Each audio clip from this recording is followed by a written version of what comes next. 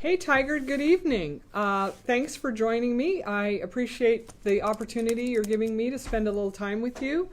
We have about an hour, and a lot of ground we want to cover.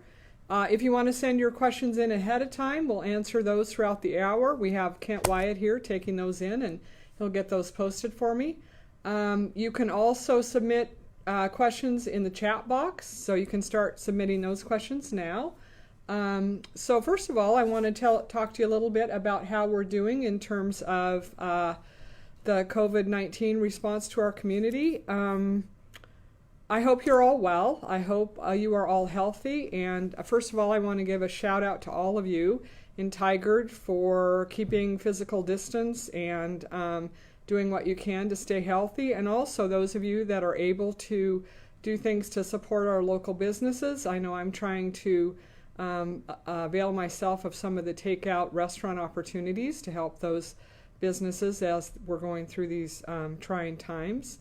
Also, it's National Teacher Appreciation Week, so I want to give a shout out to our teachers. We all know that structure is important in this challenging time we're in for adults and kids, so appreciate the hard work that teachers are doing to get our students set up to learn at home. I'm sure it's helpful to the parents. I know it is to the students to keep their learning going during these challenging times. So thanks for that. I know your students miss you as much as you miss them, and you're all looking forward to getting back together in the fall. So a couple of things that I want to talk first about.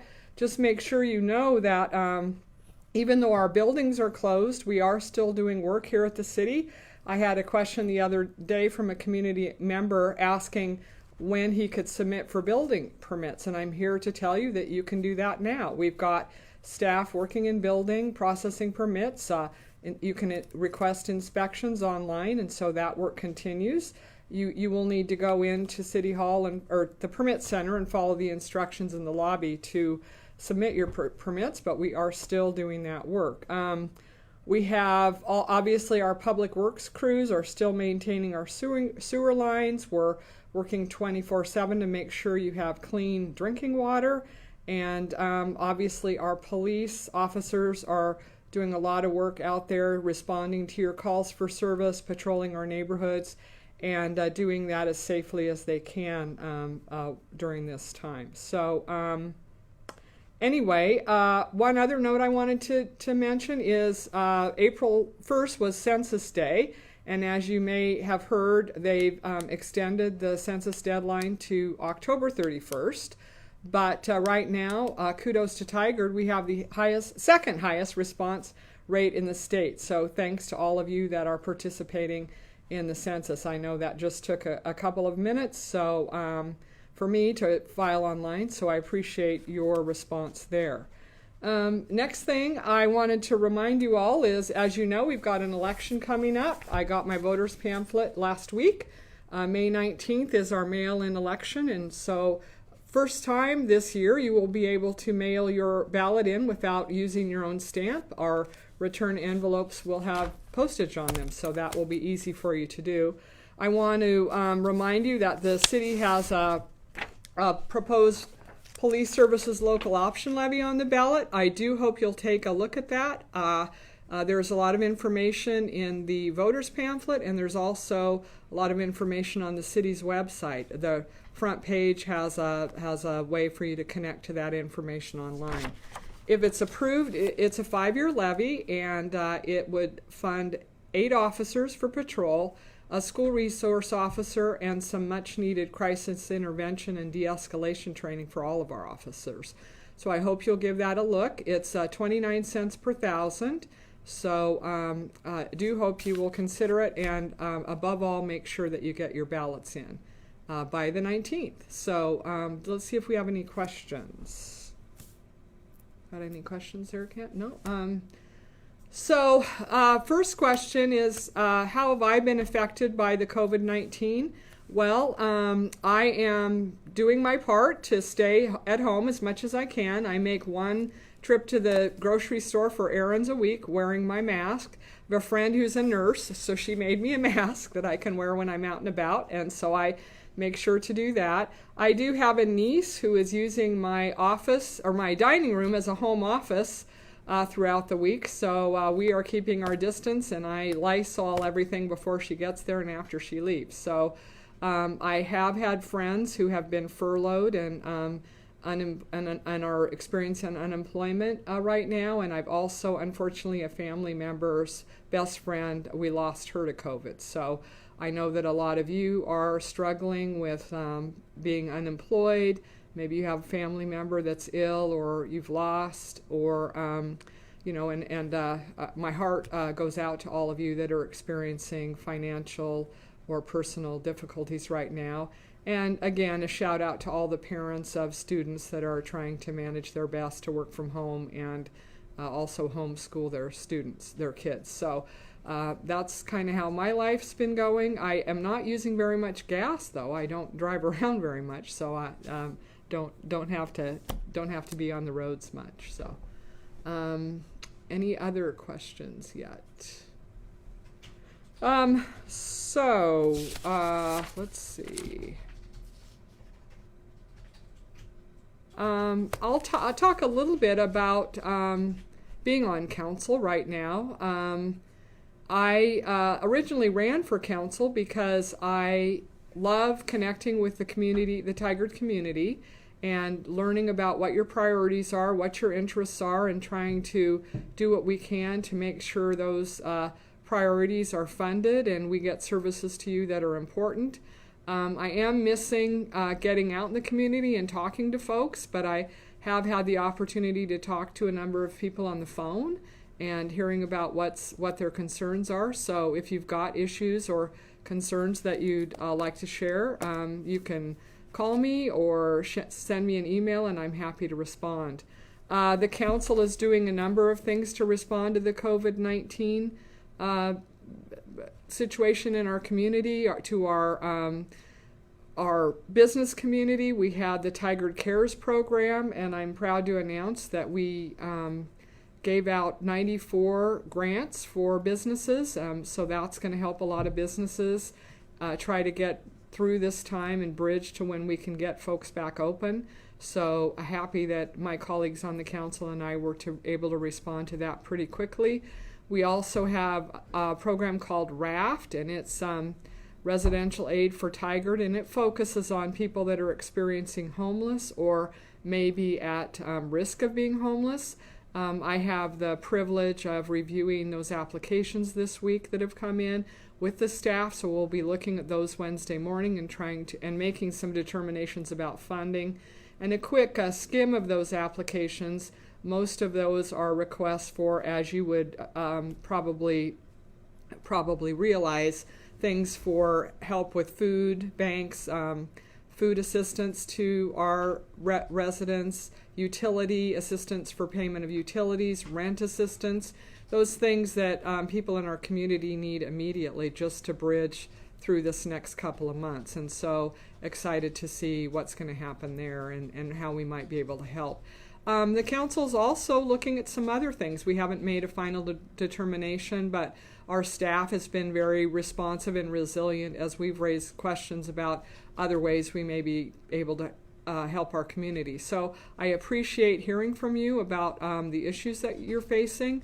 We're fortunate in that we are able to be on a phone call with the League of Oregon Cities every Friday that elected officials can join to hear about what's going on in the state and how they're being able to help communities. And so that helps us know a little better about how to leverage the City of Tigard's resources with what the state has available. So, have I got a question? Two questions. When is the next council meeting? Okay. Oh, okay. Okay. When is the next council meeting and how can I comment? We have a council meeting scheduled May 5th, and you can comment ahead of time. You could send an email, just go on the city's website and click on the council section, and there's a way to send comments in that way, and we'd be happy to get those in advance. Also, the meetings are live streamed, so you can go on our website and check those out as well. I think you can comment during the meetings, but I'm not sure. I'm looking at Kent to see if he can. Yeah, so they'll follow up on that. But immediately what I would suggest you do is just go online and send an email to the council if you've got a general comment or something you want to make sure gets addressed in advance of that meeting or as part of that meeting. The agendas already are out there, so you can see the business topics that we're covering as well. I think we are going to have another discussion about some COVID-19 resources we can make available. If Pozzo Dog Park will open soon. So soon is the question. The governor is getting prepared to do what she's calling the first round of opening things this Friday, May 1st. And initially, it's going to be medical procedures and dental procedures and things like that. Round 2, they'll start looking at opening things up a little bit more. The issue that we have with Pozzo Dog Park is it's a little bit difficult to ensure social or physical distancing there. You know, I like to go to the dog park, and you know, dogs can get scrappy with each other, and folks have to intervene. There's some common surfaces there, that the gates and things like that, and so I know our parks manager is in contact with his colleagues around the region and state to try to figure out if there are ways we can reopen that would also help people keep that physical distancing, or at least make sure that we can keep surfaces clean to avoid the spread. How can you apply for RAFT? Unfortunately, the deadline for RAFT is closed. If you're interested, I would appreciate hearing from folks, because the more people we hear from in terms of what resources we might be able to allocate to make meet people's needs, the more folks we hear from, that helps the council know how to allocate our limited resources. So if you've missed that deadline, please shoot us an email and let us know that you're interested, and we'll see if there continues to be more interest in that program. Surely the city will reopen in the next couple of months. I would be surprised if it doesn't. Again, the governor is looking at ways that we can start to reopen, and the interesting approach that she's taking is we'll do this phase 1 for 2 weeks, and if we don't see an increase in cases during that 2 weeks, we'll go to phase 2, and if that works for a couple of weeks, we'll go to phase 3.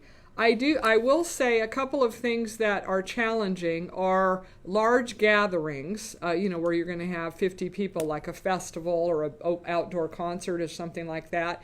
They haven't really decided when those types of things would happen again. To be honest, it may not be this summer. We'll just have to see how that goes. And then the other thing is there's a challenge with the Oregon coast. She knows that once the Oregon coast reopens, a lot of people are going to want to be down on our beaches, and so they're looking at those big popular areas. So I would expect us to start reopening soon, in the next month or so. You'll see more places open. A couple of other aspects that are interesting. I know some states are talking about bars and restaurants being reopened, and one of the approaches I think is good that the state is taking is opening for table service. So if a restaurant can open for table service, and maybe you have fewer tables and folks that are in the same household come in, eat a meal at a table, and then just are able to go in, eat, and then enjoy their meal and then leave. You wouldn't have restaurants or bars where there's open common standing area around a bar, but you would be able to go in and enjoy a meal, sitting at a table. So they're looking at things like that. They're really trying to figure out how to accommodate those things. And the other issue we want to remember is what we're trying to do is, as we open, we want to make sure that our healthcare system can accommodate the needs in our community. So they're looking at reserving 20% of the capacity of all of our hospitals and major clinics for COVID patients, and then allowing the other, elective surgeries to happen. And we will have cases. We'll still have cases as we move forward. But if our health system can handle the increased number of people that are coming in and operate more normally, then we'll move on to the next phase and hope that works. So how will the city approach this year's budget process? How can I comment? Well, that's a really good question. Our first budget meeting is scheduled for May 16th. It's a Saturday. And I believe at this point we're probably going to have to be a remote budget process. I think at that point gatherings, even if we're allowed to have gatherings of groups, it might still be limited to 10 folks at that time. I believe the budgets are going to be coming out on May 4th. So budgets, documents will be available online. You could go online and take a look at the budget document. I know there will be a link to how you can comment. And again, I encourage anybody with any question on anything city related to just contact the city council directly. I'm going to do a little technical note and let Kent know that his phone says low battery. So technical note. Okay. So that's the city's budget approach, and I think the interesting aspect of the budget is one of the interesting aspects is we're taking some of the city's reserve funds. We've done a good job of making sure we have some reserves available to carry us through 5 years, the next 5 years, and so that we don't have to do dramatic cuts in services. And so as we look to funding RAFT and Tigard Cares and some of these other programs in response to how our community is affected by the COVID-19 virus, we're going to have to take a hard look at holding the line versus perhaps continuing to make some funding at least available in case we want to do more in the next few months to assist the community as they're dealing with the impacts on them to the COVID-19 virus. Next question, has crime increased this last month? And I will say I got a report from the chief, and I'm sorry, I'm going to take a look at it. I read it earlier. But in fact, crime has increased, unfortunately. We're getting, I believe, more burglaries and more calls to homes for what we call behavioral health issues. I'm looking for the okay. So we've got, in fact, KPTV just did a story. They posted it about an hour ago, and Kent's law enforcement says for the first half of April, burglaries are up 60% over the same time last year. And they appear to be crimes of opportunity, including smash and grabs at commercial businesses that appear to have been committed by criminals who know that they knew what they were doing and probably knew that the businesses were closed. So, and again, we are seeing an increase in calls to homes for what we would call behavioral health crimes, and those are things, unfortunately, domestic violence and other kinds of mental health and substance abuse issues. So our officers are focusing on responding to calls. They're doing patrol as they can. We have reassigned our SROs and our traffic officers to patrol so that we have the maximum number of officers available to address the needs that our community has and respond as quickly as we can. So anyway, anything else here, Kent? Okay. Southwest Corridor. Okay. Southwest Corridor, the status of the Southwest Corridor, that's moving. It's not moving quite as quickly as it was, I guess. We did have a report last week from TriMet about they have to do the environmental impact study, and so we're finalizing what the alignment might look like. That means you look at the different station areas, what are the alignments going to be, trying to finalize pedestrian access to the different stations, how the roads leading to and from the stations will look, what the alignment will be. We had a discussion about the Hall Street station. At this point, TriMet and the city are working together to try to develop that more fully. that's one of the stations that isn't quite as finalized as the others. One of the important things there is pedestrian crossing. As you know, that station's going to be on the east side of Hall Street. We want to make it really easy and opportune for folks to get across the east side of Hall Street, Hall Boulevard, over and into the downtown, to Main Street, to the downtown businesses, and connecting to the TriMet Park and Ride, which is still going to be on Commercial Street.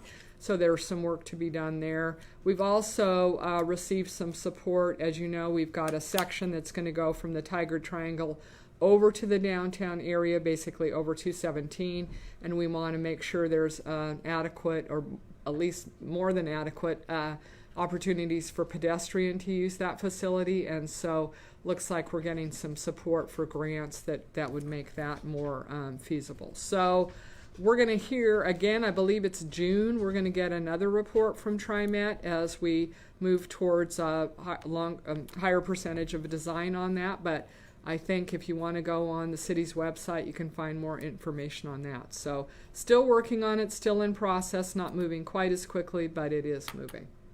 So, will the Southwest Corridor be in the ballot in November? At this point, the Metro Transportation measure, which includes the Southwest Corridor and a number of other road improvements, like there's going to be some funding, I believe, in there for traffic studies and studies on 99W in Tigard, other facilities in the southwest part of Portland, Canyon Road, and some other places. So there will be a number of issues on that measure, a number of transportation improvements included.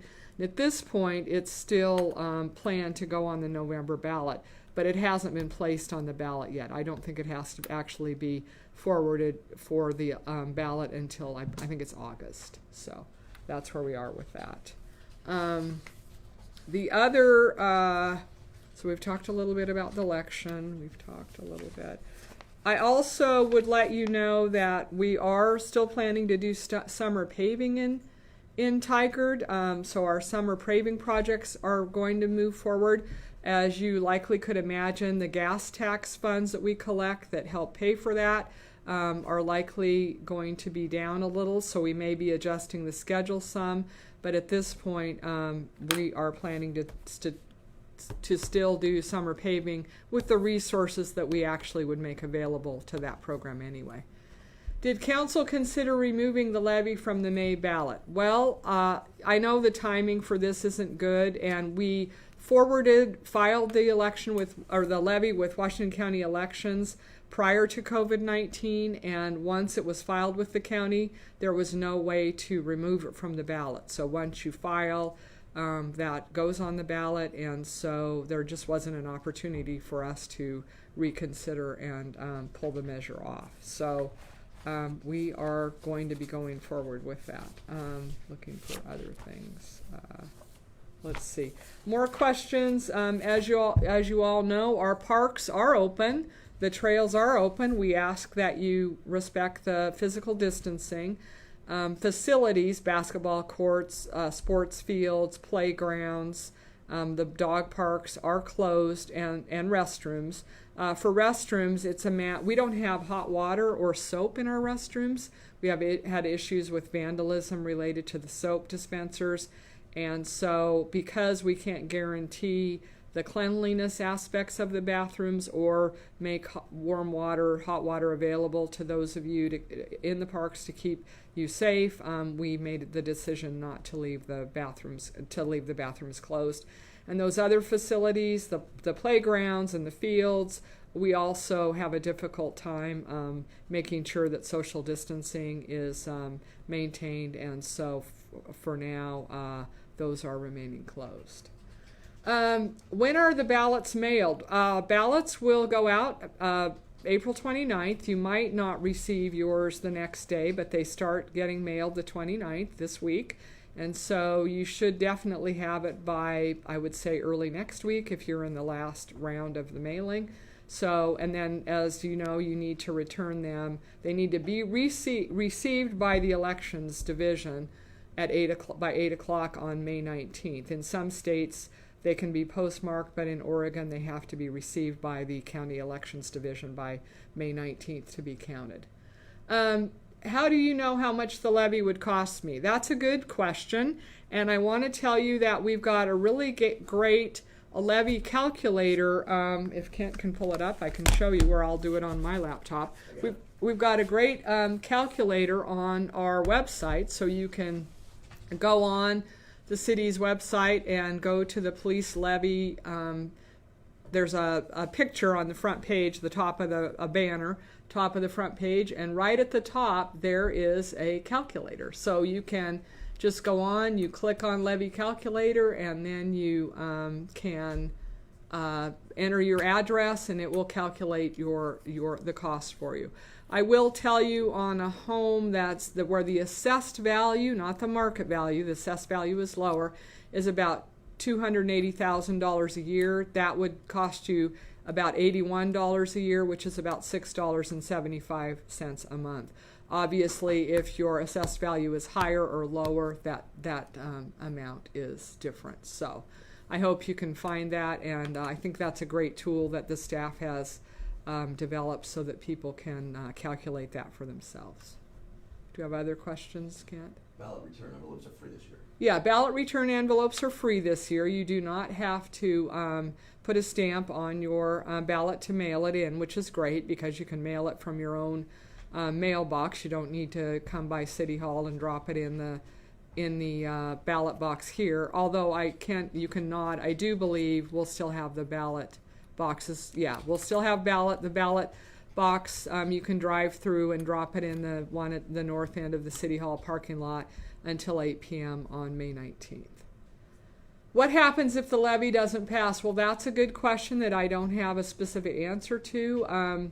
We don't have the funds to pay for the 8 patrol officers. That's a budget question. We're going to have to sort of take a look at what we do from here. I will say that we'll have to take a hard look at that. We're not going to be able to fund 8 patrol officers and a school resource officer in the upcoming budget. We just don't have the funds for that. I know if the levy doesn't pass, well, probably in both cases, the council will be having a discussion at a subsequent council meeting to talk about that. As a side note, when the council was talking about how to fund these specific services, a couple of things we thought through. Number one, a 5-year levy for police services is 5-year levies are fairly common in our area for specific services.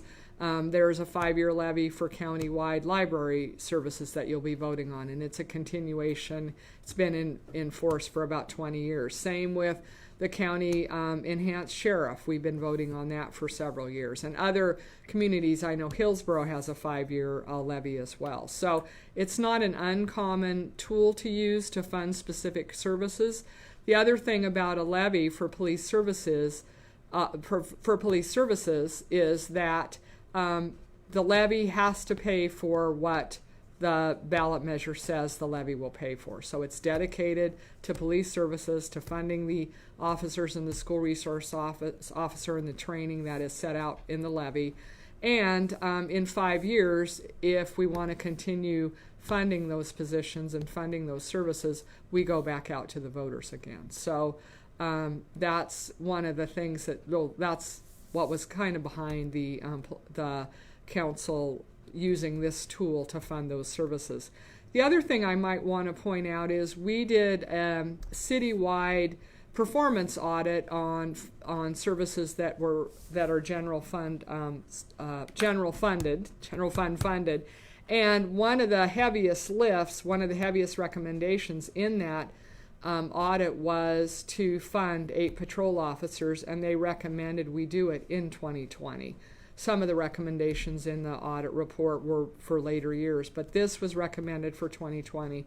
And one of the primary reasons was to keep our response times for priority 1 and 2 calls to 5 minutes, which is what you really want when somebody's calling 911 because they need the police to come.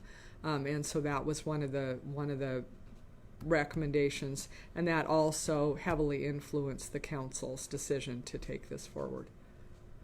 How is this levy different from the last one? Well, it's significantly different. First of all, the last levy was $1.18 per thousand, and this one's 29 cents, so it's significantly lower in cost. And the other big difference is this levy is limited to some very specific services in the police department. It doesn't include sidewalks or anything for parks or library or any other of our general fund services. It's specifically limited to the 8 patrol officers, the 1 school resource officer, and the crisis intervention and de-escalation training. So that's the 2 biggest differences, the cost and the specificity for the levy. Okay. Other questions that people might be having?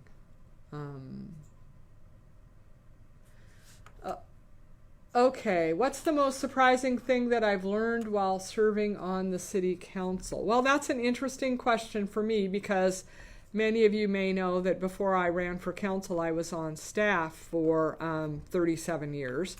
And so I had a pretty good understanding of how things worked in the community. And so one of the main reasons I ran for council, as I commented on earlier, was that I liked connecting with the community. I do like being engaged with the community and trying to make a difference in terms of advancing the community's priorities. I guess one of the things that I was most surprised about, and maybe you all wouldn't be surprised, is I'm surprised that folks don't know a lot more about how the city works and how we pay for things and the services that we're responsible for. So maybe it's just because I like to geek out on local government, but a lot of folks aren't aware that we have, I think it's about 37 different funding sources. For example, the money you pay on your water bill for water rates can only go to providing water services. We can't use those funds for anything else. The gas tax, the stormwater fees that you pay, a lot of the funds that you pay through your utility bills, things like that, are limited in terms of what we can use those funds for. The property tax you pay goes into what we call the general fund, and it's aptly named because that's the fund that we use to pay for general city services. And the biggest expenses in that fund, although not the only, are police, a big majority, and then the library and park maintenance and recreation also. Those are sort of the biggest areas for funding. So a lot of folks are surprised to hear that. Also, folks, although we work really closely with the schools, a lot of folks didn't realize, especially if they come from other parts of the United States, didn't realize that the city doesn't directly govern or oversee the schools in this area. So, okay, will there be another youth counselor? Absolutely. Megan Turley has been a great addition to our council. Very thoughtful and she does her homework. She's very resourceful and asks very thoughtful questions. I believe the application deadline for youth council is May 4th. Kent can nod if that's correct. And you have to file an application, and there isn't an interview process. I imagine that the interviews will be conducted virtually this year, but the new counselor, when appointed, their term would be from July 1st of 2020 to June 30th of 2021. You have to be a junior or a senior and a Tigard resident. That doesn't mean you go to Tigard High School, but you do have to be a Tigard resident.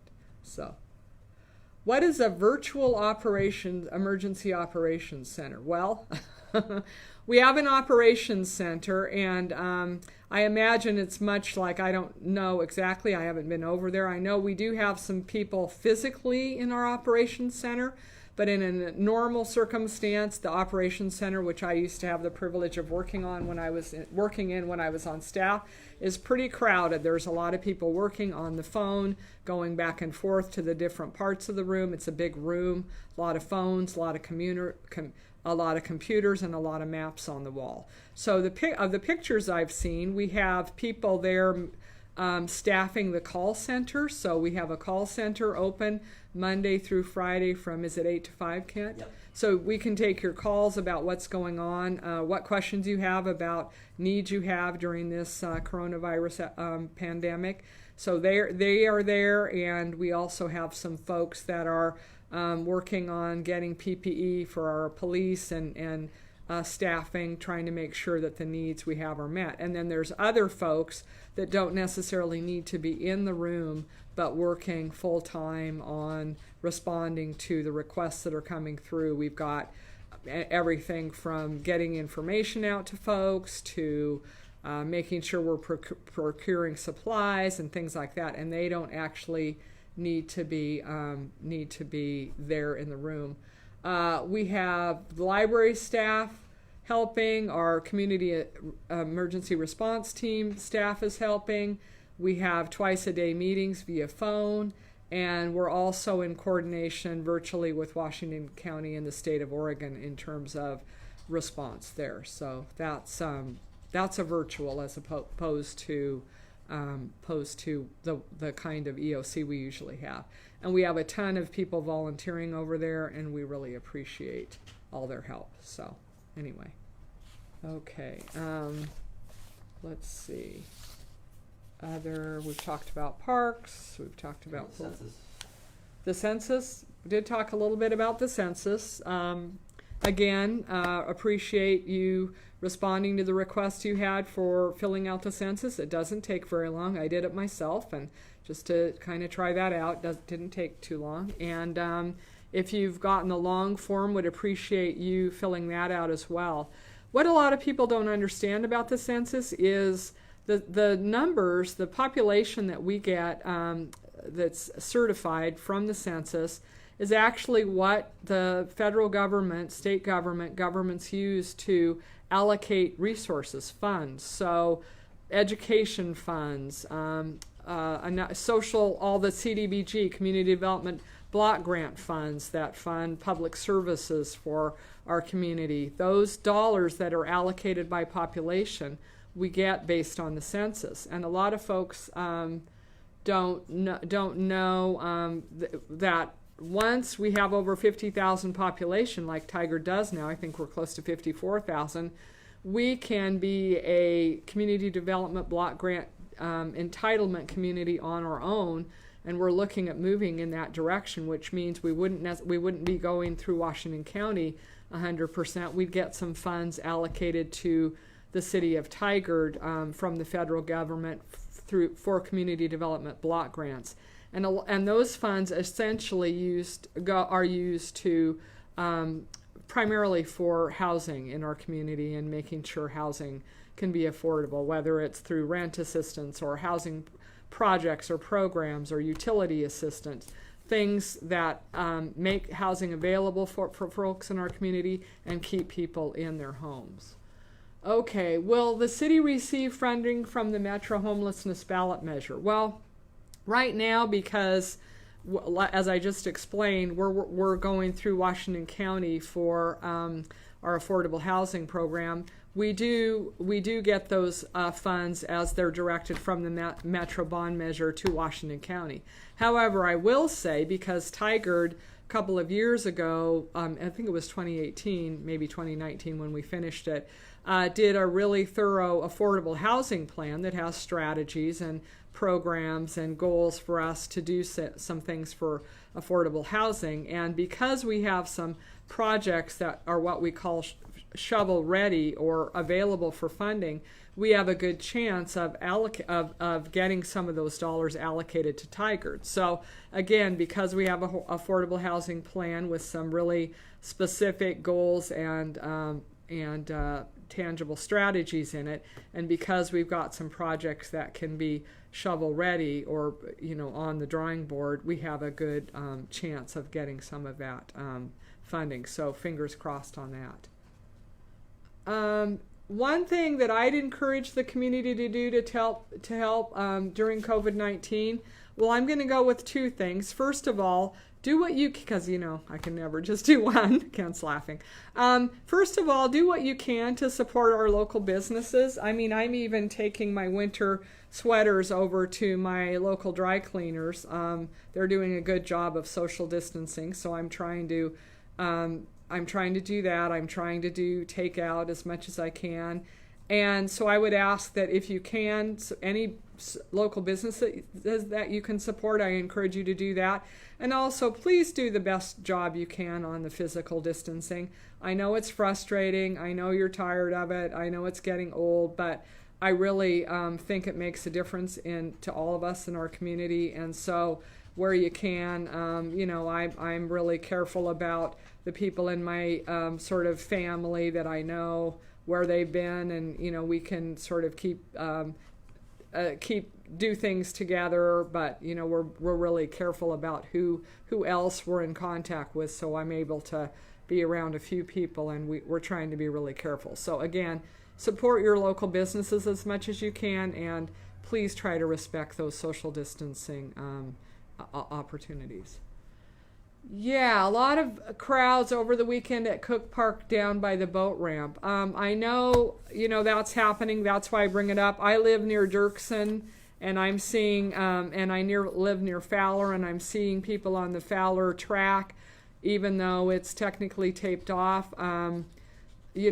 People need to be, if they can be out in public and stay 6 feet away, more power to them. But we're going to be I hope that we can start opening things like boat ramps, but we're going to need to ask that people do retain those social distancing and physical distancing requirements. I know there were some people out on the ball field at Dirksen earlier today, and they probably shouldn't have been. But what should you do if you see people that aren't social distancing? Well, I'm pretty brave, so I very respectfully remind them that, if they're with family members or household members, that's fine, but we do have social distancing requirements in place, and I ask that they respect them. I know it's frustrating.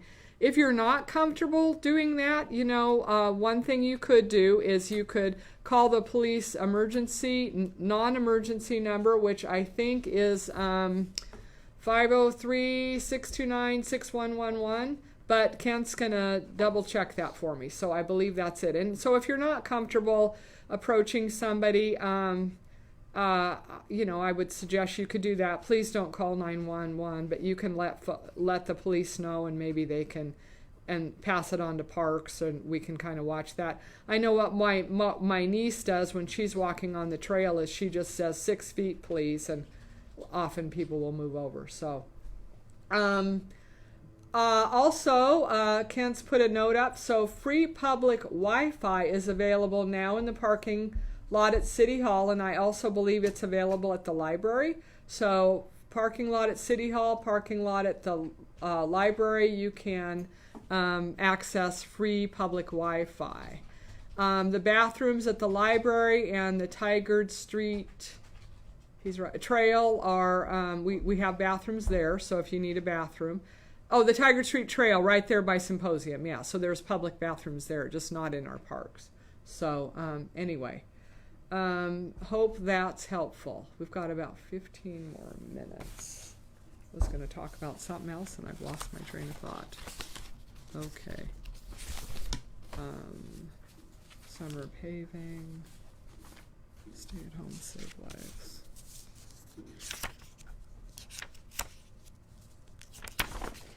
I guess again, I want to re-emphasize that it's important for the council to hear from you about what concerns you have. One of the things that I had been talking to some local businesses. I'd been thinking about folks that have been laid off, are struggling, trying to collect unemployment, and they're concerned about their utility bills right now, and looking at our residential customers. But I heard from some small businesses too that they're having the same challenge, and I'll be honest, I hadn't really thought about that. So If you have suggestions, frustrations, issues that you're concerned about, I would encourage you to let us know so we can factor that into our thinking as we move forward. I know a lot of you are concerned about unemployment and getting your unemployment benefits if you are eligible for those. As I mentioned earlier, we're on those calls with the League of Oregon Cities, and there's folks from the Oregon Health Authority and the governor's office and a number of different state agencies. And as you've probably heard on the news, they suggest if you have already filed and you're checking your status that you not check on Mondays or late Fridays, or you avoid early in the morning or later in the afternoon. You think about doing midday. I have put a question out to the League of Oregon Cities because I've had several people let me know that they have been notified by the unemployment or the employment division that they've been denied for some reason, and they've been given a phone number rather than an email to call. So rather than email, a phone number to call. So I have and they're not getting through, and they are already denied, and so they're a little panicked, rightly so. So I have a call into the League of Oregon Cities. I did hear back from them. They're checking with the Oregon Employment Division, and they will let me know what they find. I am going to pass that on to Kent Wyatt here at the city and ask that he post the information. So I would recommend that you take a look at that. I also, in talking to folks out in the community by phone, I've been calling people. A lot of people were unaware that we had such a robust coronavirus website or information about what the city's doing in response to the coronavirus, what resources are available, what the rules are, answering questions, so you can log in there. And a number of folks were appreciative of that. So I encourage you to take a look at that. Information is updated as we get it. So I would encourage you to take a look at that. So we've got a suggestion, adding more signage to encourage social distancing at parks. And Russell is suggesting that, and I think that's a great idea. We've got Kent nodding. I think Kent probably thinks that's a good idea. So anyway, we've got a couple of other things coming up, other chances to connect with the city. Our chief, Coffee with the Chief, she really enjoys those, but she's changed those into virtual chats. So we've got a virtual chat with the chief at May 6th, which is at noon. So that's coming up, and that's Wednesday, May 6th at noon. Friday, May 8th from 8 to 9, Council President Goodhouse and I will be doing this again, so you can ask your questions and visit with us. Might be a more convenient time, 8 to 9 on Friday, May 8th. Thursday, May 14th, you can visit with Councilor Lube and I from 6 to 7. That's Thursday, May 14th again.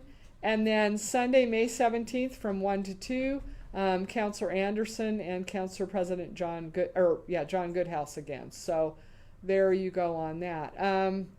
April 30th, there's a Tiger Chamber Safety Levy panel at noon. And so I guess you go on the Chamber's website to access that.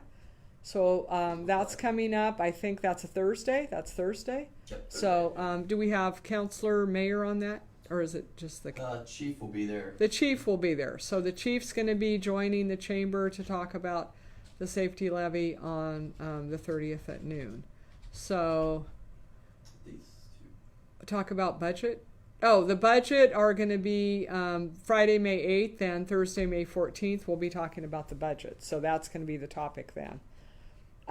Again, I encourage you to take a look at the information in your voters pamphlet about the